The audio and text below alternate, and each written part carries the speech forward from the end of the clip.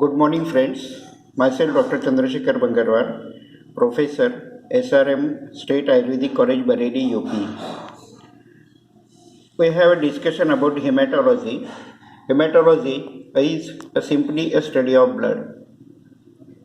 Today, we will see in the hematology some information about the platelet, then hemopoiesis, then hemostasis, that is stoppage of the blood, bleeding, and then different types of the blood groups. Platelets. Platelets are type of blood cells, have important role in blood clotting. Between 1,50,000 to 4 lakh platelets are present in each mu ml of the blood. They are disc shaped and 2 to 4 mm in diameter and have many vesicles, but it has no nucleus. Platelets have a short lifespan, normally just 5 to 9 days. Aged and dead platelets are removed by the fixed macrophages in the spleen and liver. Formation of platelets.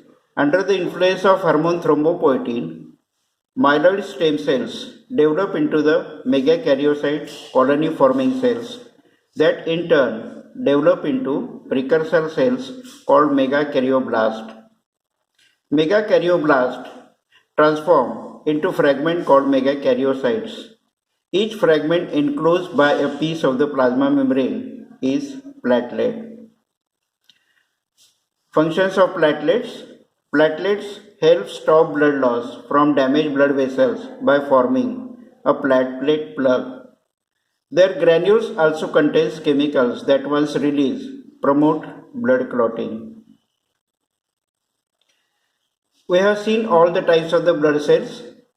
There is a test which is commonly used by the clinical practitioners to screen the patient for different diseases.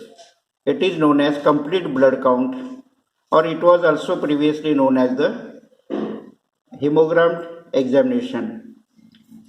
This complete blood count, or in short known as CBC, consists of the following tests. Number 1, hemoglobin count.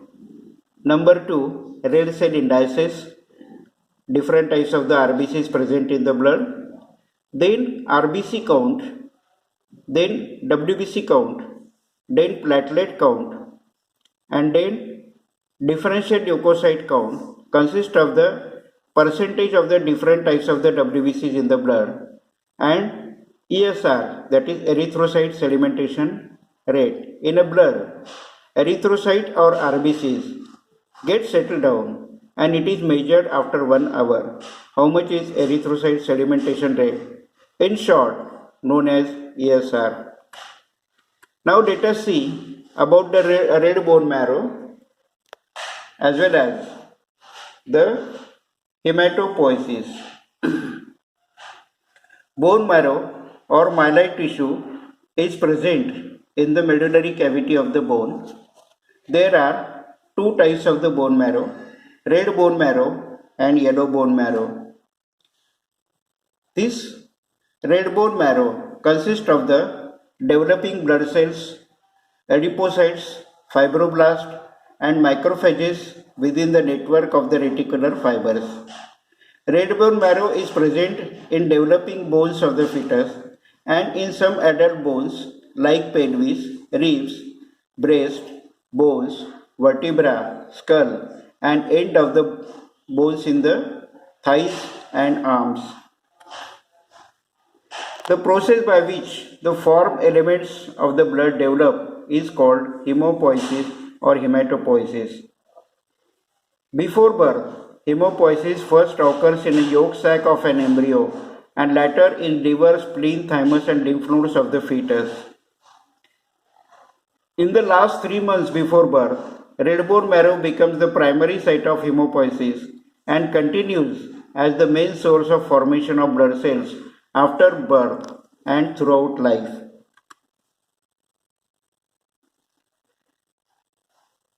This red bone marrow is present chiefly in the bones of the axial skeleton pectoral and pelvic girdle, and proximal epiphysis of humerus and femur. About 0.05% to 0.1% of red bone marrow cells are derived from the mesenchymal cells called pluripotent stem cells. Pluripotent stem cells are cells that have the capacity to develop into the several different types of the cells. Pluripotent stem cells produce two further types of the stem cells called myeloid stem cells and lymphoid stem cells. Myeloid stem cells begin their development in the red bone marrow and give rise to the red blood cells, platelets, monocytes, neutrophils, eosinophils, and basophils.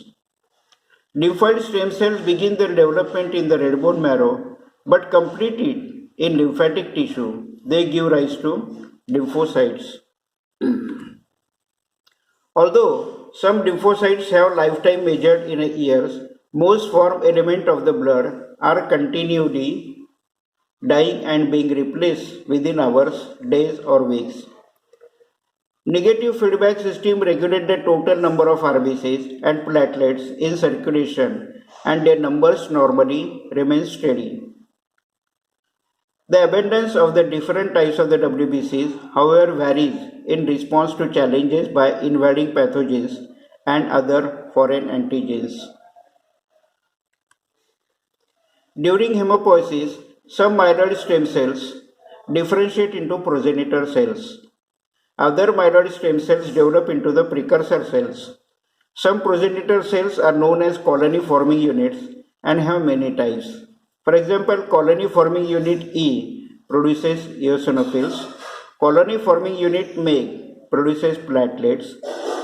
Colony-forming unit GM produces granulocytes, examples neutrophils and monocytes. Precursor cells in next generation are called blast. Over several cell divisions, they develop into the blood cells. Monoblasts develop into monocytes. Eosinophilic myeloblasts develop in the eosinophils, and so on. Several hormones called hemopoietic growth factor regulate the differentiation and proliferation of the particular progenitor cells.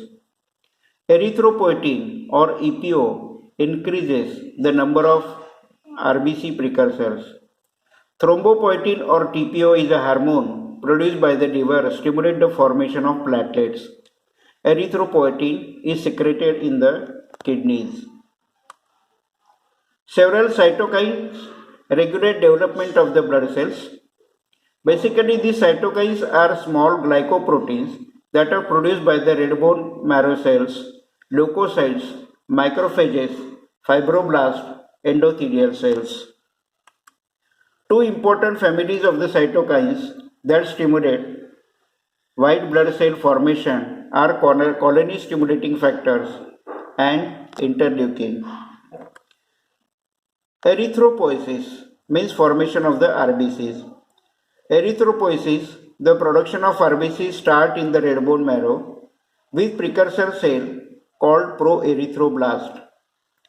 The proerythroblast divides several times, producing cells that begin to synthesize hemoglobin.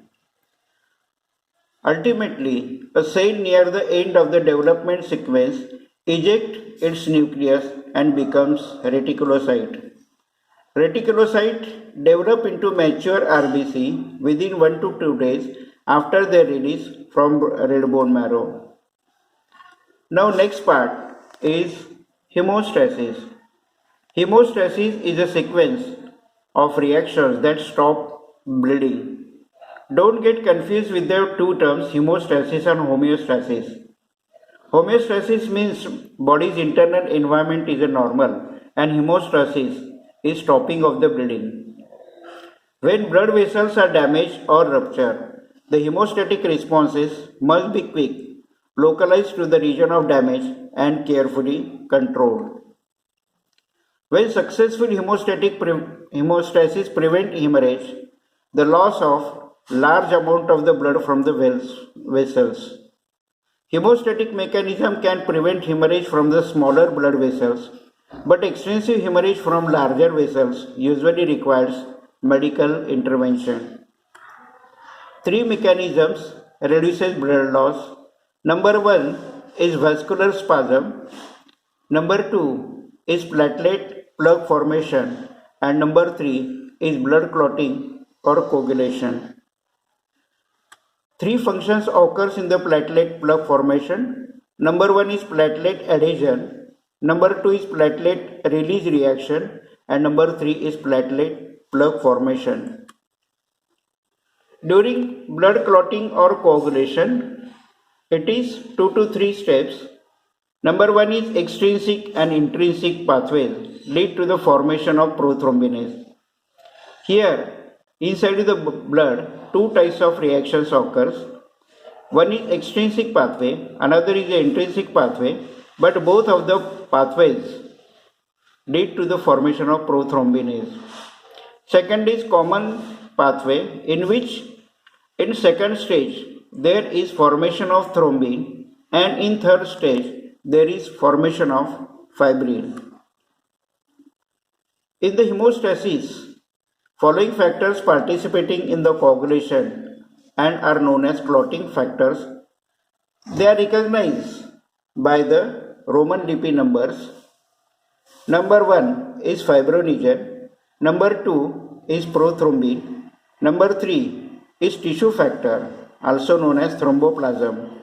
Number 4 is calcium. Number 5 is proaccelerin or accelerator ACB. Then number 6 is not there, and number 7 serum prothrombin converging accelerator, shortly known as SPCA.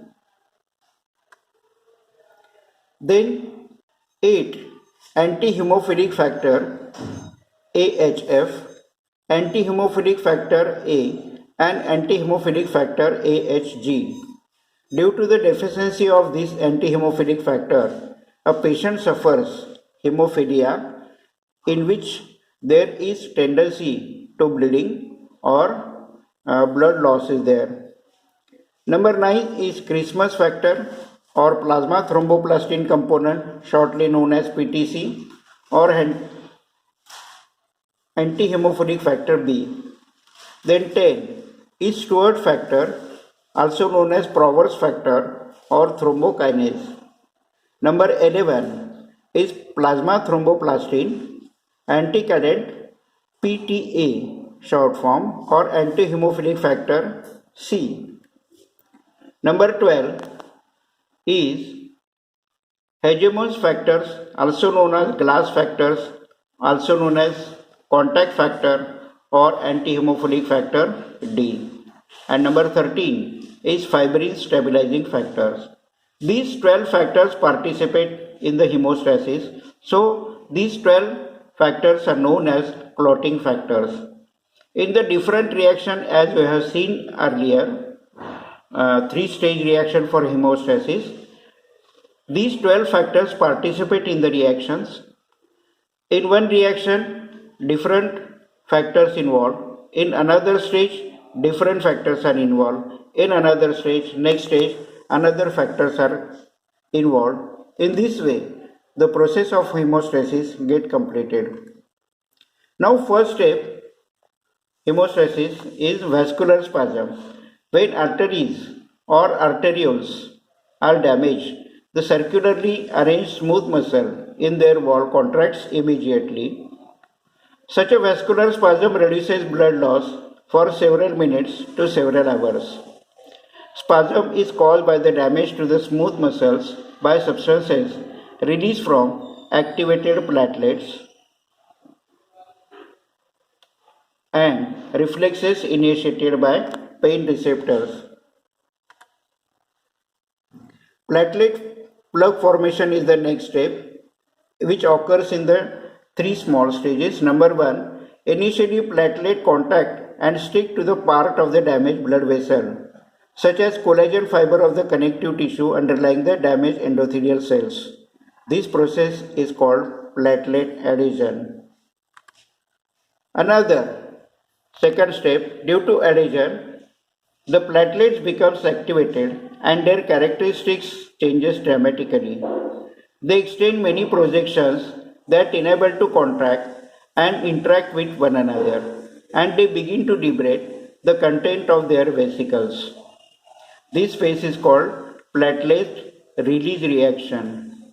Liberated ADP and thromboxane A2 play a major role by activating nearby platelets, serotonin and thromboxane A2 function as vasoconstrictor, causing and sustaining contractions of the smooth muscles, which decreases blood flow through the injured vessels. This phase is called as platelet release reaction. Third stage, the release of the ADP makes other platelets in the area sticky, and stickiness of the newly recruited and activated platelets causes them to adhere to the original activated platelets. This gathering of platelet is called platelet aggregation. Eventually, accumulation and attachment of the large number of the platelets form a mass called platelet plug. Normally, blood remains in its liquid form as long as it stays within its vessels. If it is drawn from the body, however, it thickens and forms a gel. Eventually, the gel separates from the liquid. The straw-colored liquid called serum is simply plasma minus clotting proteins. This gel is called as the clot. It consists of network of the insoluble protein fibers called fibrin, in which the form element of the blood are trapped. The process of gel formation called clotting or coagulation is a series of chemical reactions. Then blood clotting. Clotting can be divided into three stages. First, several reactions of the clotting sequences end in formation of prothrombinase. Two pathways called extrinsic pathway and intrinsic pathway lead to the formation of prothrombinase. Once prothrombinase is formed, the steps involved in the next two stages of clotting are the same for the both extrinsic and intrinsic pathway, and together these two stages are referred as common pathway. Prothrombinase converts prothrombin into enzyme thrombin. In third stage, thrombin converts soluble fibrinogen into insoluble fibrin. Fibrin forms the threads of clot. Extrinsic pathway in the first stage. In this reaction, tissue protein called tissue factor, also known as thromboplastin, digs into the blood from outside blood vessel and initiate formation of the prothrombinase. In presence of calcium, tissue factor activate clotting factor 10. When factor 10 is activated, it combines with factor 5 in presence of calcium to form active enzyme prothrombinase. In intrinsic pathway, activators are either in contact with blood or contained within blood. It occurs slowly and requires several minutes. Number 1. During damage, blood come in contact with collagen fibers of connective tissue around endothelium of the blood vessel. Number 2. Phospholipids are released from the platelets. And number 3. Clotting factor 12 get activated. Platelet, phospholipid and calcium activate factor 10. Factor 10 combines with factor 5 to form prothrombinase. Common pathway. Before this stage, prothrombinase is formed. Calcium and prothrombinase convert prothrombin to thrombin. Thrombin, in presence of calcium, convert fibrinogen, which is soluble, into fibrin threads, which are insoluble. Thrombin also activates factor 8, which strengthens and stabilizes fibrin threads to sturdy clots. Clot retraction. Once a clot is formed, it plug and rupture area of the blood vessel and stop blood loss. Clot retraction is the consolidation or tightening of the fibrin clot. As the clot retracts, it pulls the edges of the damaged vessels close together and decreases further damage. During clot retraction, serum can escape between fibrin threads, but form elements cannot. Normal retraction depends on the number of platelets, which releases factor 8. Then, what is role of vitamin K in blood clotting? Vitamin K is a fat-soluble vitamin which formed by the bacteria and absorbed in a large intestine. It is also formed by the bacteria in the large intestine. If and only if there is normal lipid absorption, this vitamin K can be absorbed. Normal clotting depends on vitamin K, though vitamin K is not involved in the blood clotting. Vitamin K is required for synthesis of the 4 clotting factors. So, people suffering disorders that slows lipid absorption experience uncontrolled bleeding. Then hemostatic control mechanism. Many times a day little starts to form. Start to form. A clot has tendency to enlarge, creating the potential for impairment of the blood flow through the undamaged vessels. Fibrinolytic system dissolves small inappropriate clots. It also dissolves clot at site of the damage once the damage is repaired. Dissolution of the clot is called fibrinolysis. Moreover, substances that inhibit clotting, called anticoagulants, are present in the blood. Here you have seen that how coagulation takes place in the body or clotting takes place in the body, or the factors are present inside the body. So there are chances that inside your body a clot can form anytime, and this clot, maybe thrombus or embolism, can get lost in the arteries and block the blood circulation for that particular organ. Some serious consequences of the clot are pulmonary embolism or stroke or paralysis due to the cerebral circulation disturb, or sometimes ischemic heart disease due to the clots in the coronary arteries. So, body has tendency to dissolve its own clot. That means our body has both of the mechanisms inside. Clotting factors are also there. Clot dissolving factors are also there. Which are they? Let us see. When clot is formed, an inactive plasma enzyme called plasminogen is incorporated in a clot. Plasminogen activates plasmin, an active plasma enzyme. Plasmin digests fibrin threads and inactivate fibrinogen and prothrombin and factors 5 and 12. Vessel wall and WBC produce prostaglandin called prostacyclin, which opposes action of the thromboxane A2 and inhibit platelet adhesion and platelet release. Anticoagulants. Patients who are at increased risk of forming blood clots may receive an anticoagulant drugs. For example, heparin is often administered during hemodialysis and open heart surgery. Warfarin acts as an antagonistic to vitamin A to prevent clotting in donated blood. Blood banks and labs use EDTA or ethylene diamine tetracyclic acid or CPD, citrate phosphate dextrose. These substances remove calcium from the blood, so the blood do not get clot in the bottles. Thrombus and embolus. Despite the anticoagulants and fibrinolytic mechanism, sometimes blood is clots in the cardiovascular system.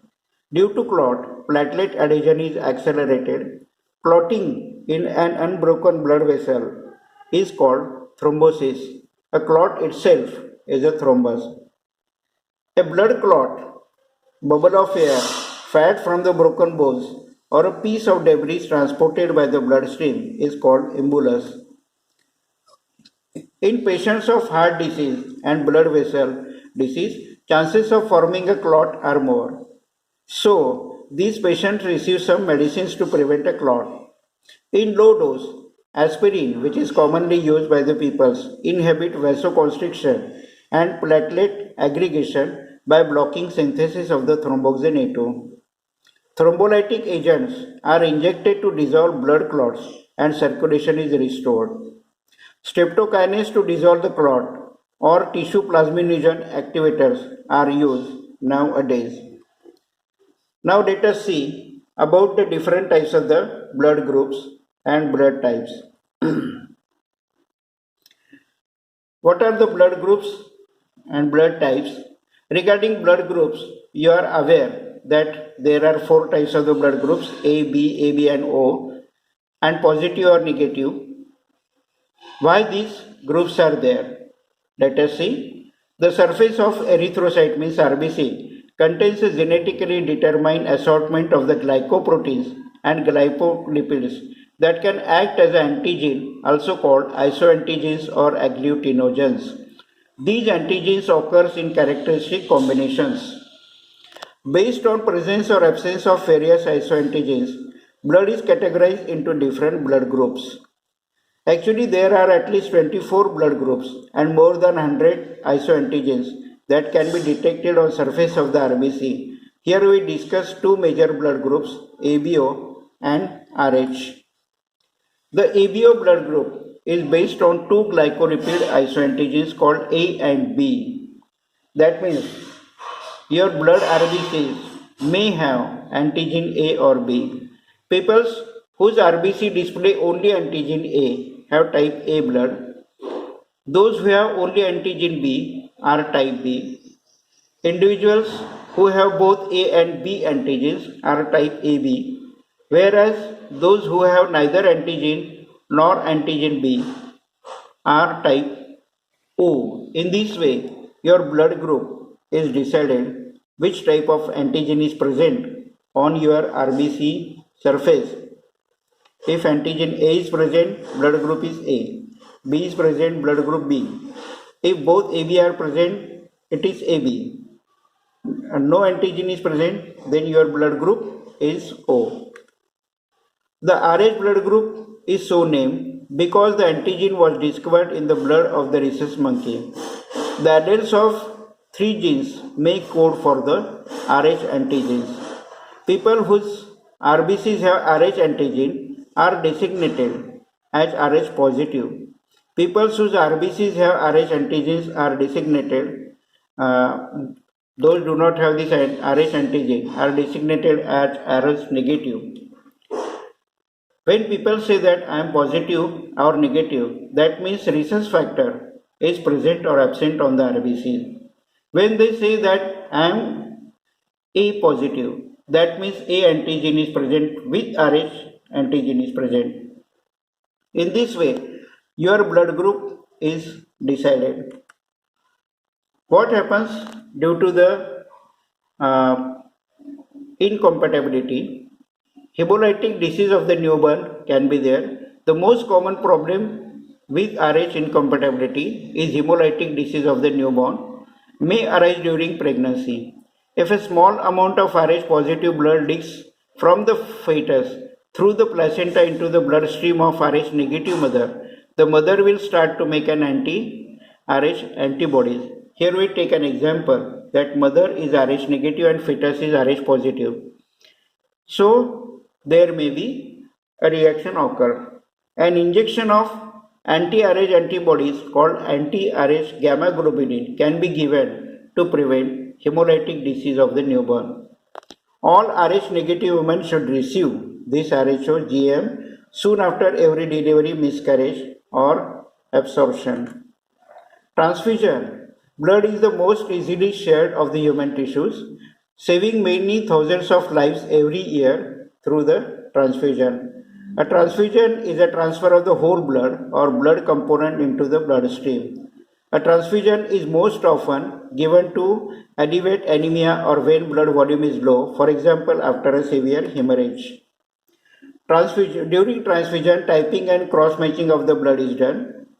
To avoid blood type mismatches, laboratory technicians type patient's blood and then either cross-match it to the potential donor blood or screen it for the presence of antibodies. Outside the body at room temperature, mixing of the incompatible blood causes agglutination, clumping of the RBCs that is visible to the naked eyes rather than hemolysis. Agglutination is an antigen-antibody response whereby the cell become cross-linked to one another. So, after studying this, everybody is expected to know his own blood group. In the next lecture, we will see the abnormalities or pathological changes in the hematology, what you observe in a patient.